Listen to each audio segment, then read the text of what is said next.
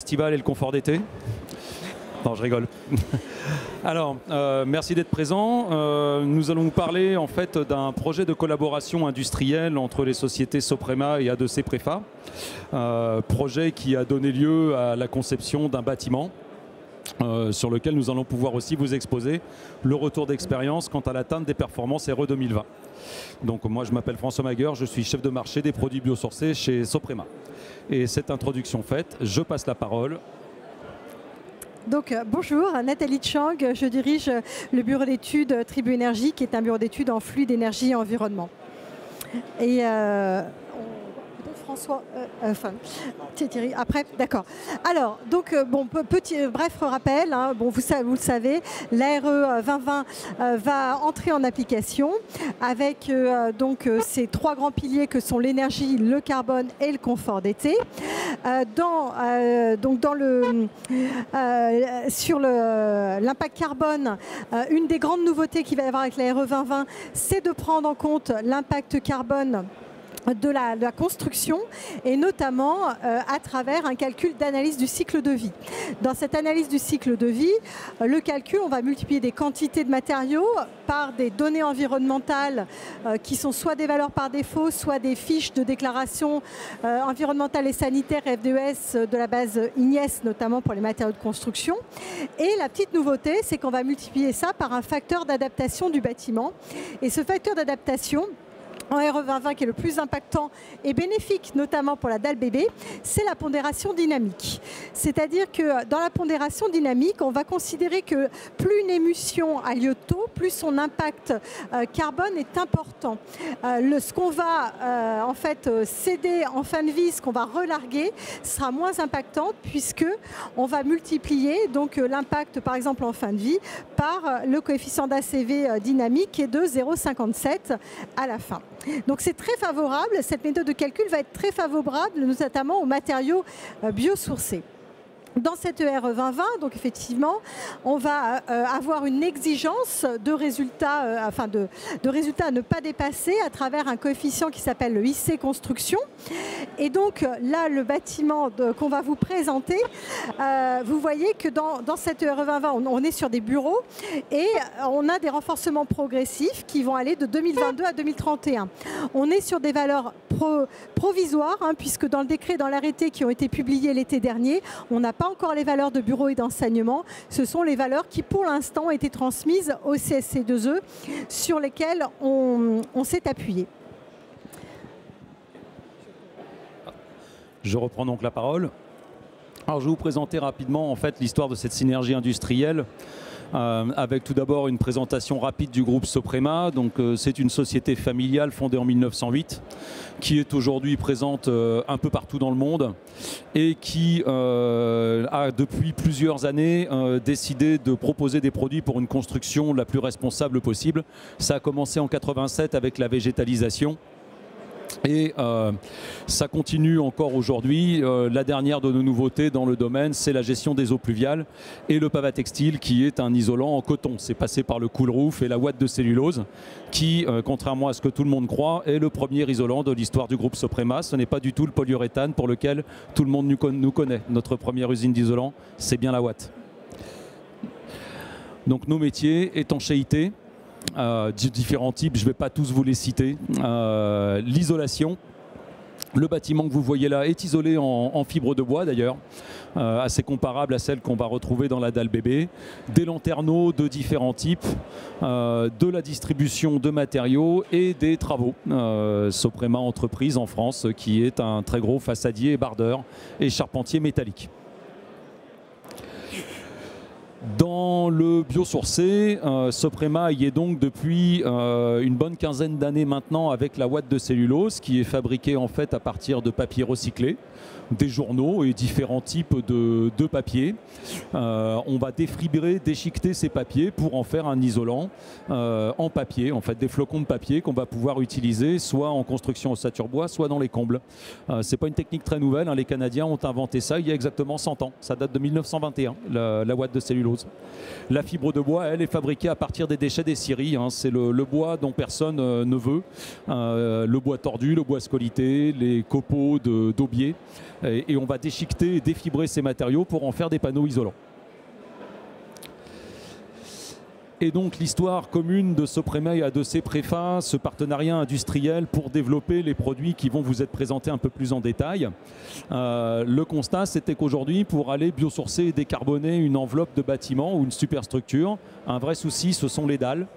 Il s'agissait en fait de répondre au challenge de trouver une dalle qui soit à la fois allégée, bas carbone, biosourcée et qui passe les contraintes incendie et acoustique spécifiques aux dalles, chose que les systèmes de plancher allégés ont aujourd'hui beaucoup de mal à faire. D'où l'idée de ce produit qui va répondre aux différents critères que vous voyez dans les bulles oranges, biosourcé, économique, bas carbone, allégé et conforme réglementairement aux contraintes qui pèsent sur les dalles intermédiaires des bâtiments.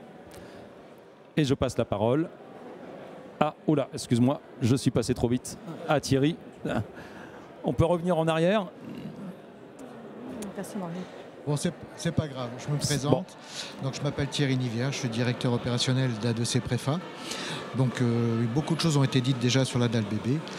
Nous avons travaillé sur ce projet depuis 6 ans maintenant.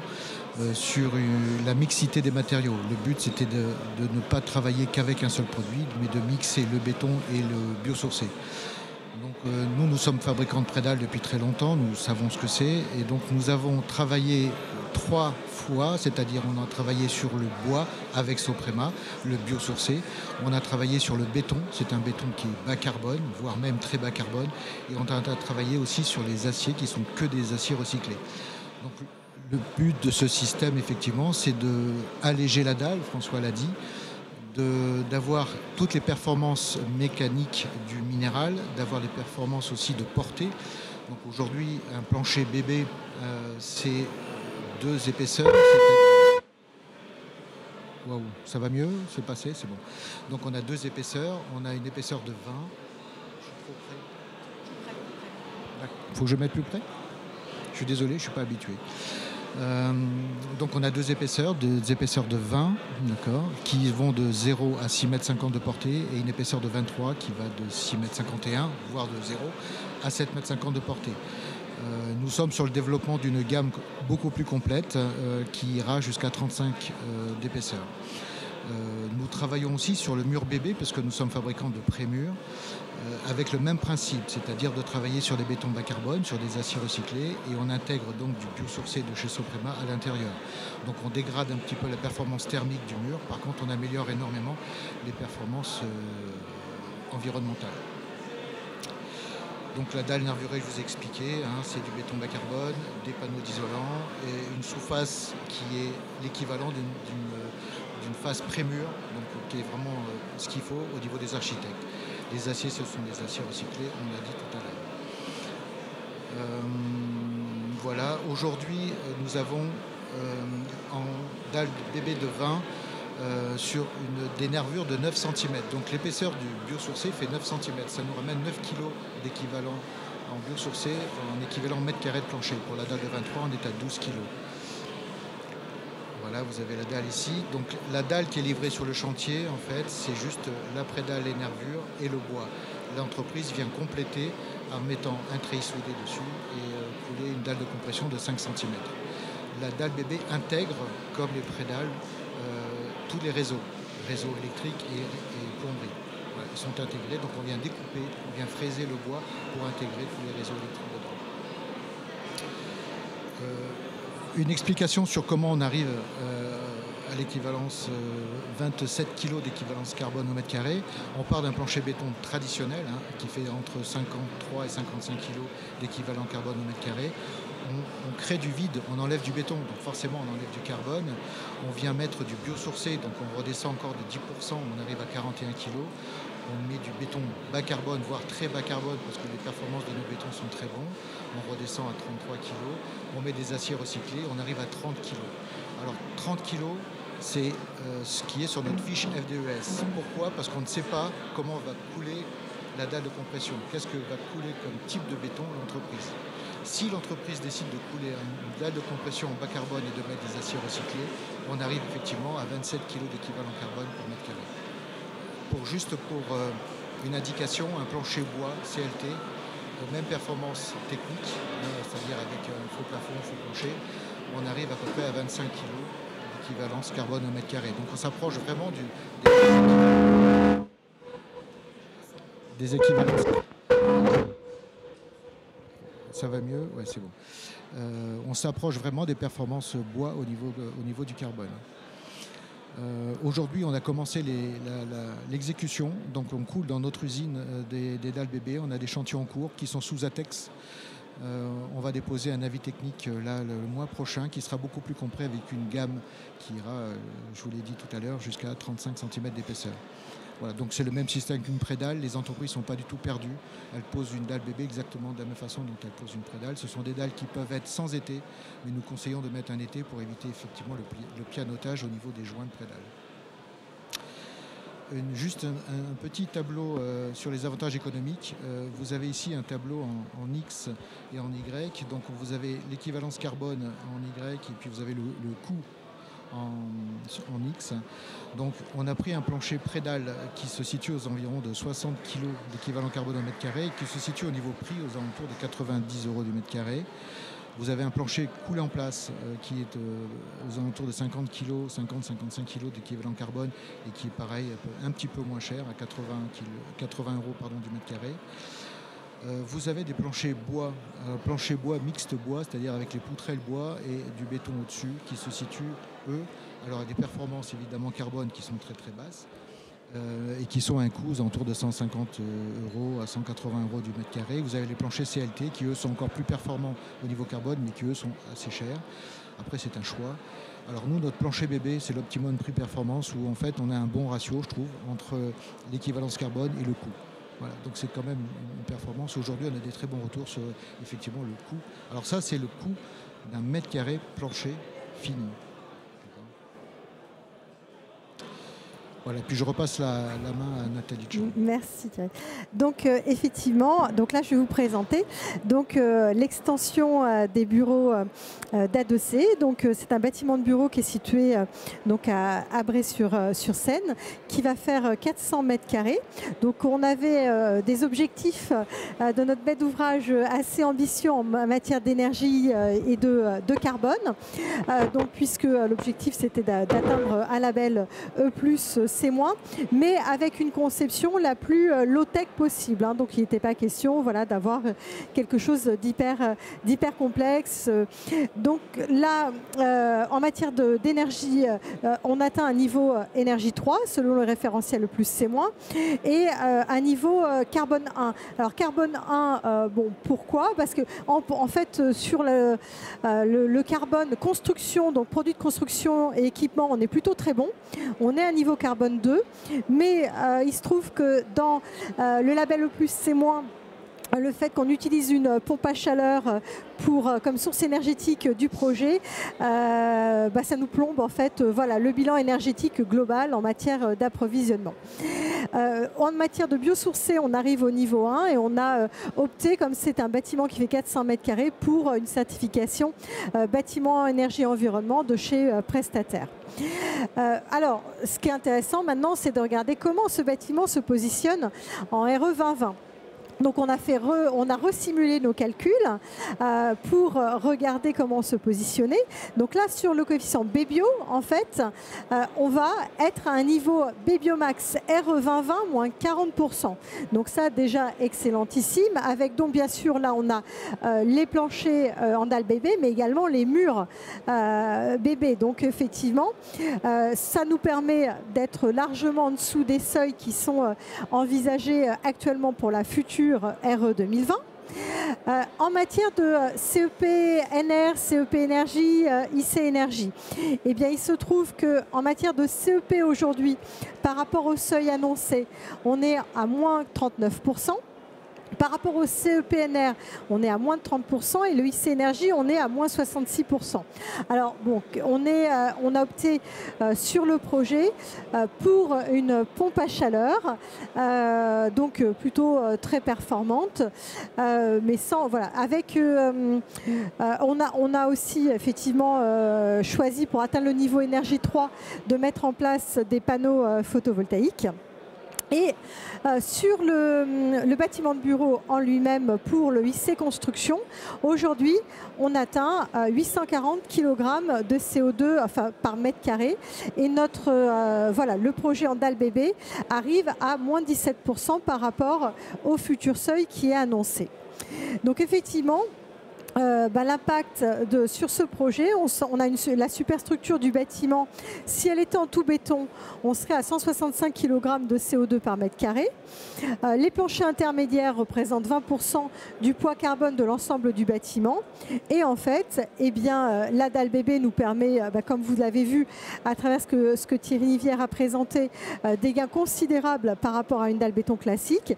Ça nous permet en fait d'avoir 10% de gains sur le poids carbone du bâtiment en remplaçant les dalles béton par un plancher en dalle bébé. Donc c'est quand même très intéressant puisque l'atteinte des futurs seuils RE 2020, chaque kilowattheure chaque kilogramme de CO2 par mètre carré est précieux à économiser pour atteindre les futurs seuils de renforcement et pour atteindre les seuils de 2031. Alors, petit impact, je vous parlais tout à l'heure de l'ACV statique contre l'ACV dynamique. Pour un mètre carré de dalle bébé, quand on raisonne en ACV statique, on est à 32,8 kg de CO2 par mètre carré. Avec la méthode dynamique et du fait qu'on utilise donc de la fibre de bois de chez Soprema, qui a un excellent bilan carbone, mais surtout avec la matière biosourcée en début, la matière biosourcée qui est plutôt très bénéfique, on a un bilan de 26,4 kg de CO2. Donc voilà, ça c'est le petit exemple où vous avez sur ce projet une comparaison entre le plancher en béton et le projet en dalle bébé. Donc on est à 857 kg de CO2 et quand on passe en dalle bébé, on arrive à 840, donc avec un gain de 17 kg qui nous permet donc là d'avoir pas mal de marge par rapport au seuil prévisionnel de 2022 et de nous rapprocher du seuil de 2025. Après, le seuil 2025, il va falloir aller plus loin en matière notamment d'optimisation sur les autres produits d'équipement de construction. C'est peut-être quelque chose qui pourra être fait au moment des visas avec l'entreprise qui va être sélectionnée, mais on pourrait tout à fait envisager d'aller en dessous le seuil 2025. Autre sujet, c'est le confort d'été. Donc avec les degrés-heures de la RE 2020, sujet très important dans cette salle où on étouffe un petit peu. Donc le seuil prévisionnel haut, il va être à 900, le seuil prévisionnel bas, il est à 350, donc entre les deux.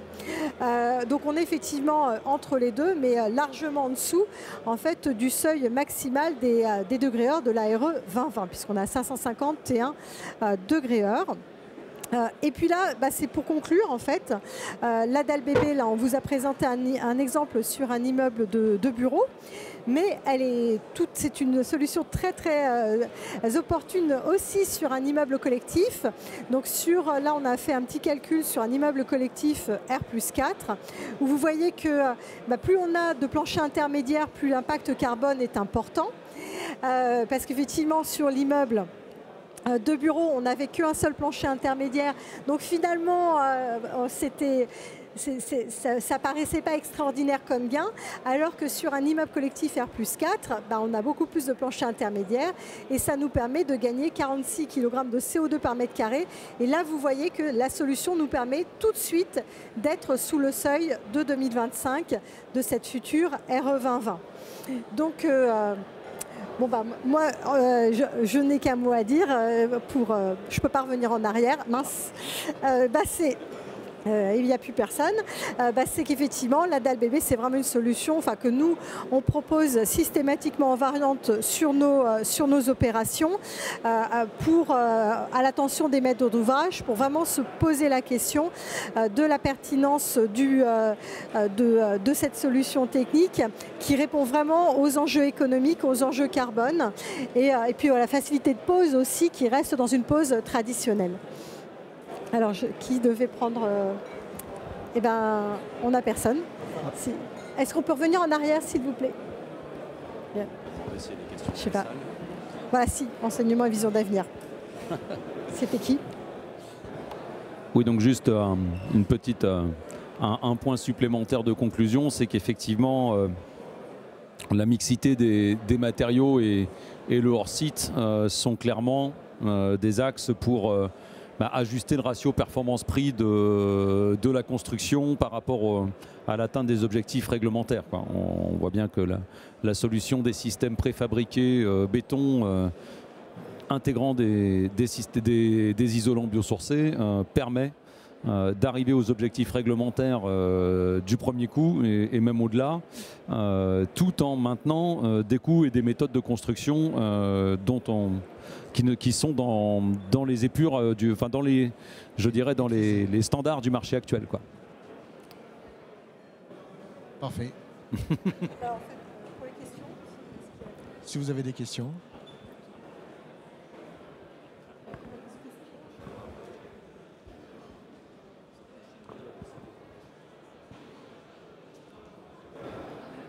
Moi, je vous entends pas. on n'entend pas. 1, 2, 1, 2. Ah, ça marche, c'est bon. Ah, c'est bon, merci. Bonjour. Bonjour, Jean-Bernard Rolly, je travaille chez Sealer à la direction de l'immobilier, donc j'interviens en tant que maître d'ouvrage sur des rénovations de bâtiments chez nous. Et alors j'ai deux questions. La première, j'ai eu l'occasion de consulter les fiches FDES dans la base INIES, qui est très bien faite, très intéressante là-dessus, que j'ai découvert il n'y a pas très longtemps. Et j'ai vu à ma grande surprise que certains matériaux biosourcés, comme la laine de lin, si je ne me trompe pas, avaient, avec des coefficients thermiques équivalents, comparé à la laine de roche, par exemple, des bilans carbone légèrement supérieurs même à la laine de roche. Alors là, j'ai pas compris. Je voulais vendre ça à mes patrons, mais j'ai pas pu aller plus loin. Et je propose ma deuxième question maintenant. Quand on parle de matériaux biosourcés dans nos projets et qu'on est amené à en parler notamment aux assistants, aux AMO, qui travaillent avec nous sur des grands projets, souvent, ils nous disent « ouais, mais attention, là, ça va coincer parce que les assurances vont jamais aller vers la laine de bois ou la laine de lin ou quoi. » Ouais, est-ce que c'est une peur injustifiée des assurances ou est-ce que... Voilà, je trouve ça un peu regrettable qu'on soit bloqué sur des questions d'assurance. Évidemment, c'est pour des questions de feu, hein, on a bien compris. Alors, peut-être la première question sur le sujet des FDES. En fait, quand vous regardez l'impact carbone global en ACV statique, effectivement, vous pouvez avoir certains matériaux biosourcés qui sont moins bons que des matériaux industriels. Bon, première raison, parce qu'aussi les industriels qui sont là aujourd'hui ont aussi beaucoup travaillé sur leur process de fabrication pour être exemplaires en matière de bilan carbone. Donc ça, c'est plutôt positif. Maintenant, ça, c'est en ACV statique. L'ACV dynamique dont je vous parlais tout à l'heure va permettre en fait de beaucoup mieux valoriser justement les matériaux biosourcés, parce que quand on explose la FDES, en fait, vous avez différents modules, le module A, le module B, le module C et le module D. Et en fait, le module A, qui est souvent négatif pour les matériaux biosourcés, va être comptabilisé intégralement, alors que la fin de vie, qui est souvent le problème des matériaux biosourcés qui aujourd'hui ne sont pas recyclables, vont donc en déchetterie et relarguent leur CO2. Grâce à la CV dynamique, en fait, on minimise leur impact en fin de vie. Donc c'est pour ça qu'il ne faut pas regarder le total de la fiche. En tout cas, dans la RE 2020, normalement, il y aura une forte valorisation des matériaux biosourcés. Contrairement, après votre question sur les assurances, je laisserai peut-être François compléter, mais c'est clair qu'aujourd'hui, on est confronté à des difficultés, nous aussi, voilà, en tant que maître d'œuvre sur des opérations où on est vraiment très motivé pour pouvoir mettre en place du biosourcé, parce qu'il y a parfois certains vides juridiques, certains bureaux de contrôle qui bloquent, il y a donc effectivement des sujets d'assurance. Mais heureusement, il y a quand même pas mal de matériaux qui aujourd'hui disposent de toute la reconnaissance dont François pourra parler, notamment les produits de chez Soprema qui vont permettre d'être intégrés. Ah oui, sur la question de l'assurabilité de ces produits, bon déjà... Les composants individuels, en tout cas pour ce qui nous concerne, on passe tous les avis techniques, les PV feu, les PV acoustiques, les certifications thermiques nécessaires et suffisantes. Il n'y a pas besoin d'aller loin. Si vous sortez de ce bâtiment, vous allez sur la place, vous verrez des immeubles. Je ne vous dirai pas lesquels, mais vous verrez des immeubles qui sont isolés en fibre de bois en fait. C'est des chantiers qui ont été faits, d'ailleurs y compris un qui a été fait lors d'une édition précédente d'Energy Meeting. C'était rigolo, je suis allé le visiter en sortant du salon. Non, il n'y a pas vraiment de soucis. Il y a quelques points qui coincent. Voilà. Sous bardage.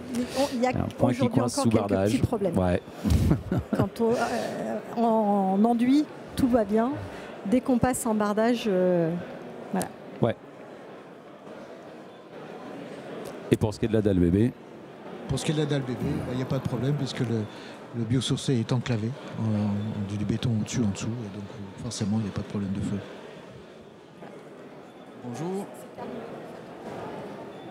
Maxime Castel, je travaille pour Manubois, un nouveau fabricant de lamellés collés à base de hêtre. J'ai pas très bien compris le rôle du bois dans votre complexe. Est-ce que c'est juste un rôle de remplissage pour ensuite pouvoir couler la dalle dessus? Ou est-ce que c'est un autre rôle d'isolation? Ou est-ce que ça participe mécaniquement au procédé? Bonjour. Donc le bois n'a pas d'intérêt structurel. Il est là juste pour répondre, en fait, il est là pour chasser le carbone, donc il apporte quand même des performances thermiques supérieures à un plancher traditionnel béton, mais en fait il n'a pas d'intérêt structurel. Est-ce qu'on pourrait enlever le bois tout simplement? On pourrait enlever le bois, seulement nous on ne sait pas couler sur du vide. D'accord, donc c'est un fond c'est un remplissage. On peut mettre du polystyrène, mais forcément au niveau carbone c'est pas terrible, et le bois nous amène plusieurs points positifs par rapport à ça, mais nous aide aussi nous au niveau process industriel. D'accord, merci.